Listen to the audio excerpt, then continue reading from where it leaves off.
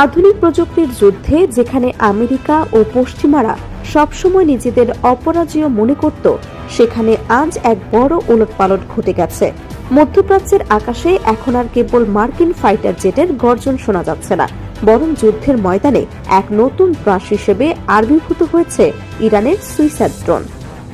এই ছোট্ট অথচ ভয়ঙ্কর মারণাস্ত্রগুলো এখন এমনভাবে যুদ্ধের হিসেব বদলে দিচ্ছে, বিশ্বের সবথেকে শক্তিশালী দেশ আমেরিকার সেনারাও আজ দিশেহারা। পেন্টাগন থেকে শুরু করে মধ্যপ্রাচ্যের মার্কিন ঘাঁটি, সবখানে এখন একটাই প্রশ্ন, কিভাবে রোখা যাবে ইরানের এই সুইসাইড ড্রোনগুলোকে। ইরান গত কয়েক বছরে তাদের ড্রোন প্রযুক্তিতে এমন বিপ্লব ঘটিয়েছে যা আন্তর্জাতিক সময়বিদদের অবাক করে দিয়েছে। বিশেষ করে তাদের সুইসাইড ড্রোন বা আত্মঘাতী ড্রোনগুলো এখন যুদ্ধের ময়দানে গেম চেঞ্জার হিসেবে ব্যবহৃত হচ্ছে। এই ড্রোনগুলো আকারে খুব ছোট হওয়ার কারণে আধুনিক রাডার ব্যবস্থাও এগুলোকে শনাক্ত করতে হিমশিম খাচ্ছে।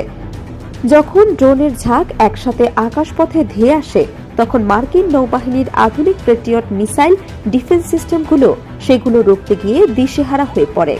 মার্কিন সামরিক বাহিনীর বড় দুশ্চিন্তার কারণ হলো এই ড্রোনের অবিশ্বাস্য নির্ভুলতা এবং কম খরচ।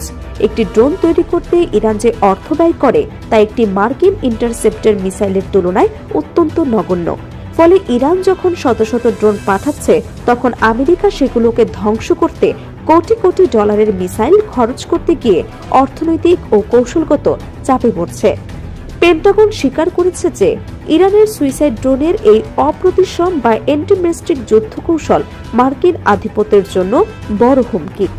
ইরানের এই ড্রোনগুলো কেবল মাটির ওপর নয়, সমুদ্রের বুকেও মার্কিন রণতরীর জন্য কাল হয়ে দাঁড়িয়েছে। ড্রোনগুলো লক্ষ্যবস্তুতে সরাসরি আছড়ে পড়ে বিশাল বিস্ফোরণ ঘটাতে সক্ষম। এর ফলে মধ্যপ্রাচ্যে আমেরিকার যে সামরিক ঘাঁটিগুলো রয়েছে, সেখানে অবস্থানরত সেনারা এখন সারাক্ষণ এক অজানা আতঙ্কে দিন কাটাচ্ছে। মার্কিন গোয়েন্দা সংস্থাগুলোর মতে ইরান তাদের ড্রোন প্রযুক্তিকে এমন এক স্তরে নিয়ে গেছে যে তারা এখন দূরপাল্লার লক্ষ্যবস্তুতেও অত্যন্ত নিখুঁতভাবে আঘাত আনতে পারে।